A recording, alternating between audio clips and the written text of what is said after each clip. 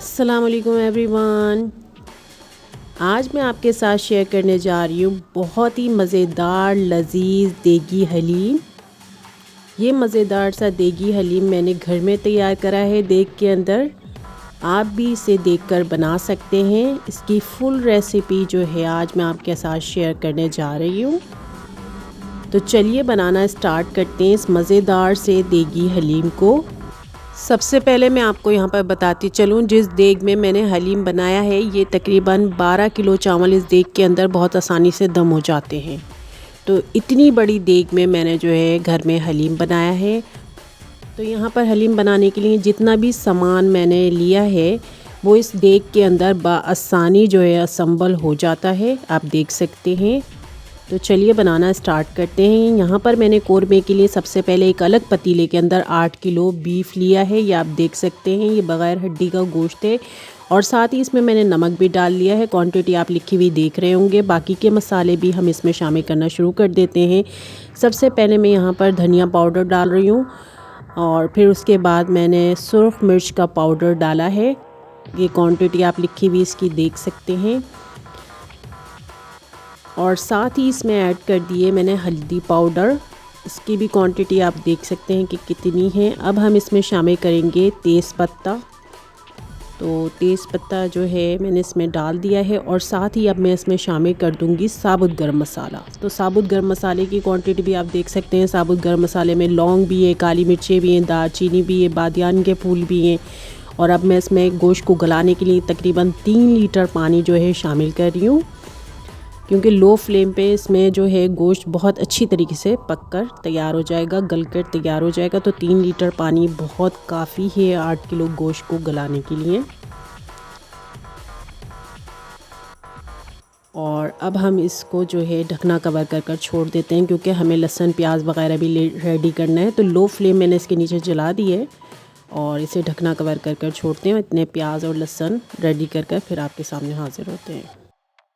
अब यहाँ पर मैंने प्याज काट लिए इस तरीके से, रफली चॉप की हुई प्याज है। ये तकरीबन 2 किलो के करीब है और इस तरीके से मैंने इसको काट के इसमें शामिल कर दिया है। साथ साथ ये मसालों के साथ साथ ये चीज़ें भी जो हैं इसमें पक जाएंगी। इसको पहले मैं मिक्स कर देती हूँ।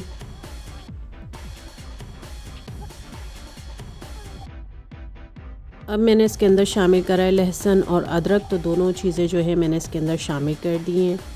अब इसको बिल्कुल लो फ्लेम पर हम ढकना कवर कर गोश्त के गलने तक पकाएंगे। जब तक हमारा गोश्त बिल्कुल गल कर तैयार नहीं हो जाता उस वक्त तक इसको लो फ्लेम पर इसी तरह पकने देंगे। अब यहाँ पर जो है हम अनाज को एक बड़े बर्तन में भिगो देंगे। तो मैंने यहाँ पर सबसे पहले गंदुम ली है। यहाँ पर गंदुम का दलिया नहीं, साबुत गंदुम में इस्तेमाल कर रही हूँ, ये आप देख सकते हैं। साबुत गंदुम ली है, क्वांटिटी आपको लिखी हुई नज़र आ रही होगी कि कितनी ली है। अब इसी में मैंने शामिल कर दी है चने की दाल। तो इसकी भी क्वांटिटी आप देख सकते हैं कि कितनी है चने की दाल की भी। और साथ ही इसके हम लेंगे जौ। तो जौ की क्वांटिटी भी लिखी हुई है, साबुत जौ लिया है, जौ का दलिया नहीं लिया है। तो इन तमाम चीज़ों को मिक्स कर दूंगी मैं और मिक्स करने के बाद अच्छी तरीके से इसको साफ़ पानी से बिल्कुल धो लेंगे। अब इस अनाज को धोने के बाद हम तकरीबन 4 से 5 घंटे के लिए भिगोकर छोड़ देंगे, ताकि इसका दाना जो है वो फूलकर तैयार हो जाए। वापस आ जाते हैं कोरमे की तरफ। कोरमे को हमने लो फ्लेम पर पकाया है ख़ासी देर और इसमें जो गोश्त है वो गल गया है। तो अब इसके अंदर मैंने ऑयल शामिल करा है, गरम करके ऑयल को शामिल करा है। तकरीबन 1 लीटर कुकिंग ऑयल जो है मैंने इसके अंदर डाला है और बाकी इसको मज़ीद पकाना है अभी। अब यहाँ पर मैंने दालें ली हैं। तो यहाँ पर मैं माश की दाल ली है सबसे पहले और उसके बाद इसमें मूंग की दाल ली है। तो ये साफ़ सुथरी बिल्कुल चुनी हुई तैयार दालें हैं जो कि मैंने ली हैं एक बड़े बर्तन के अंदर। और अब यहाँ पर मसूर की दाल भी मैं इसमें शामिल कर रही हूँ। और इसके बाद मैं शामिल करूँगी इसमें चावल। तो चावल जो है मैंने नॉर्मल टोटा चावल लिया है हलीम के लिए और इसको भी इसमें डाल देंगे और इस तमाम अनाज को पहले अच्छी तरीके से धो लेंगे। और धोने के बाद हम अब यहाँ पर इन तमाम दालों को हम 2 से 3 घंटे के लिए भिगोकर छोड़ देंगे, ताकि इनका दाना फूलकर तैयार हो जाए। तो अब यहाँ पर वापस कौरमे की तरफ आ जाते हैं। तो कौरमे में हम शामिल करेंगे यहाँ पर कटे हुए टमाटर। तो आप देख सकते हैं मैंने रफली चॉप किए हुए टमाटर इसके अंदर शामिल कर दिए हैं और क्वांटिटी भी आप देख सकते हैं। इनको बहुत अच्छी तरीके से मिक्स कर देंगे और अब इस कौरमे को पकने देंगे उस वक्त तक जब तक ये तमाम चीज़ें बहुत अच्छी तरीके से गल कर तैयार नहीं हो जाती। गलने से मुराद ये कि जो गोश्त आपको नज़र आ रहा है कौरमे में, ये बिल्कुल बोटियाँ इसकी बिल्कुल टूट जाएं, इतना हमने इसको पका लेना है। और अब यहाँ पर हमारी देग है जो कि चूल्हे पे रखी हुई है, इसमें हमने पानी भरा हुआ है। तकरीबन 6 से 7 लीटर पानी होना चाहिए अनाज को गलाने के लिए। अब इस पानी के अंदर शामिल कर देंगे मसाले, जिसमें हल्दी, नमक, धनिया और मिर्ची पाउडर है जो कि हम इसके अंदर डाल रहे हैं। और इन तमाम चीज़ों को डालने के बाद इस पानी को हम बॉयल आने तक जो है इसी तरह फ्लेम पर पकने देंगे देग के अंदर। जब तक इस पानी में बॉयल नहीं आ जाता उस वक्त तक जो है हमने इसको इसी तरीके से पकाना है। क्वांटिटी आप पानी की देख सकते हैं कि मैंने कितनी ली है और इतना पानी बहुत काफ़ी है अनाज को शानदार सा गलाने के लिए, क्योंकि बाद में हम दरमियान में कहीं भी पानी शामिल नहीं करेंगे, इसलिए इतना पानी इसके अंदर लिया है। अब यहाँ पर कौरमे को चेक कर लेते हैं। कौरमा हमारा जो है शानदार सा बिल्कुल तैयार हो रहा है। यहाँ पर देग का जो पानी था वो शानदार तरीके से गर्म हो चुका है। तो अब इसके अंदर भीगा हुआ अनाज शामिल करेंगे, जिसमें हमने सबसे पहले चने की दाल, गंदम और जौ भिगोकर तैयार करा था, वही हम इसके अंदर शामिल कर देंगे।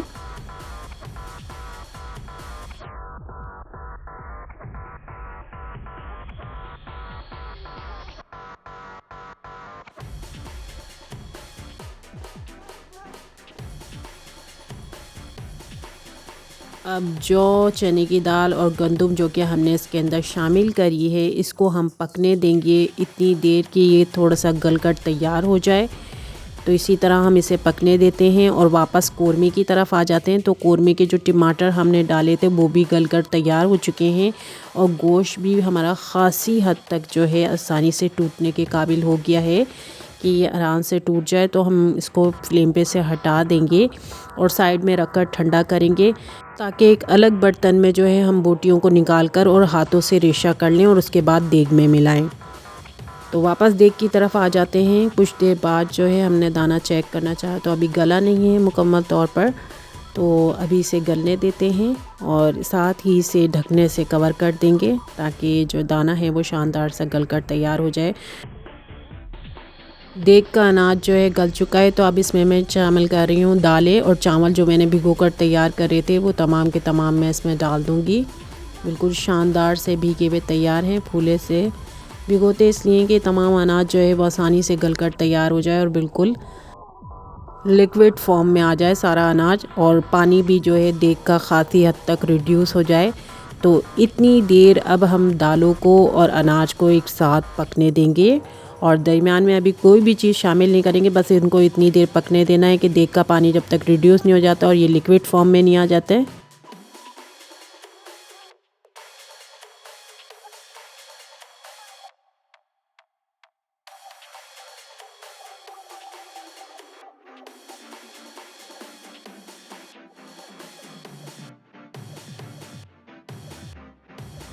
अनाज हमारा सारा गलकर तैयार हो चुका है। तो अब हम इसमें घोटा जो है लगा देंगे। ये लकड़ी की डंडों की मदद से लगाया जाता है और इसे घोटा कहते हैं।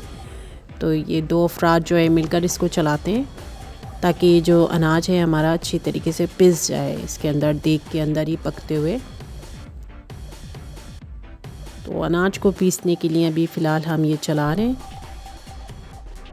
अब इसमें शामिल करें तैयार किया हुआ कौरमा जो कि हमने पहले ही साइड में रख दिया था रेडी कर वो तमाम कौरमा जो है एक साथ इसके अंदर डाल देंगे और साथ ही चमचे की मदद से कौरमे को और सारे अनाज को बहुत अच्छी तरीके से मिक्स करेंगे पहले। अब कुछ देर इसको इसी तरह चमचे की मदद से चलाते हुए पकाएंगे। और यहाँ पर साइड में मैं हलीम का जो है भगार तैयार कर लेती हूँ। तो एक अलग पतीले में मैंने कुकिंग ऑयल लिया है, इसे मैंने गरम कर लिया है और साथ ही इसके अंदर ये प्याज कटी हुई मैं शामिल कर दूँगी और प्याज को हल्का गोल्डन ब्राउन होने तक जो है मैं ऑयल में पकाऊँगी।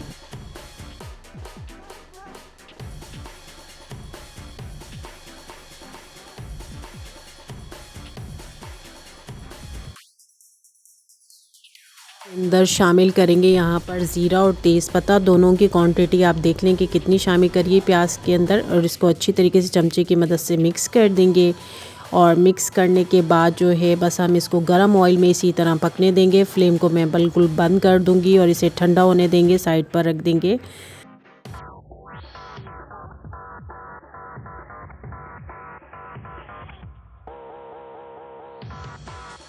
अब हलीम में हमारे यहाँ ख़ासी देर हो चुकी है घोटा लगते हुए, यानी कि दाल को और गोश्त को मिक्स कर कर पकाते हुए ख़ासी देर हो चुकी है और ख़ासी हद तक की पक कर रेडी हो चुका है। तो अब हम इसके अंदर शामिल करेंगे जायफल, जवतरी और हरी मिर्चें, और इनको बहुत अच्छी तरीके से मिक्स कर देंगे। जायफल जवतरी मैंने यहाँ पर पाउडर फॉर्म में ली, क्वांटिटी आप देख सकते हैं। साथ ही हरी मिर्चें भी डाली हैं। दोबारा से इसमें जो है घोटा चलेगा और फिर हम इसके अंदर शामिल करेंगे वही बघार जो कि अभी मैंने आपके सामने तैयार करा है, वो भी इसमें डाल देंगे। और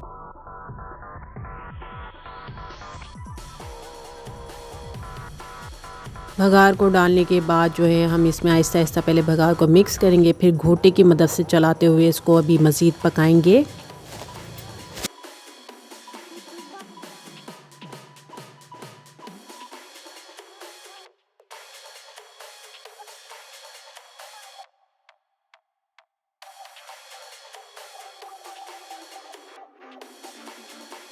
और अब इसमें शामिल करेंगे कटा हुआ पुदीना। तो पुदीने की क्वांटिटी जो है इतनी ली है देग के अंदर मैंने, और इससे बहुत ही अच्छा टेस्ट आ जाता है हलीम में। तो इसको भी इस तरह मिक्स कर देंगे चमचे की मदद से और अभी पकने देंगे।